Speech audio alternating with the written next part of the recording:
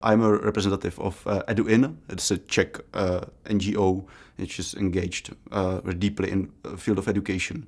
So for us, the education is something what is on the start of development in future, social development, and we try to support the idea of education as a driver of social development. Yeah? That means that we try to support education in I don't know, public schools, but at the same time we try to raise up the discussion with parents because we are very deeply believing that parents are somebody who can shift the education more forward. And we at the same time are in touch with government, local authorities, and with media, try to reshape the agenda about education in Czech Republic because we believe that this is necessary. So one of our projects is support to the open educational resources.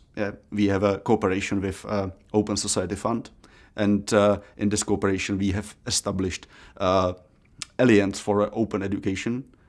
This is Alliance. Has created from the individuals, researchers, scholars, teachers, educators, people from institutions, businesses, and we try to make up this strong idea that open education is a future of education itself. That's not only because there is a stronger digital and growing digital space where you can find a lot of information, a lot of knowledge, a lot of experiences and so on. But because we can see that the open educational resources can tackle and resolve somehow the gap between the poor and rich.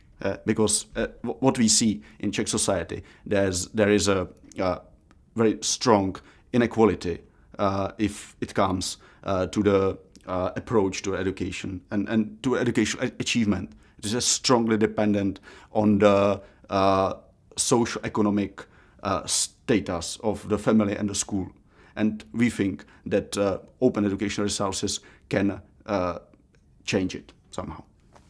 I am here more or less as an observer, because according to the interests of another participant here, I see that there is more hot questions about the land, about urbanism, about an environment.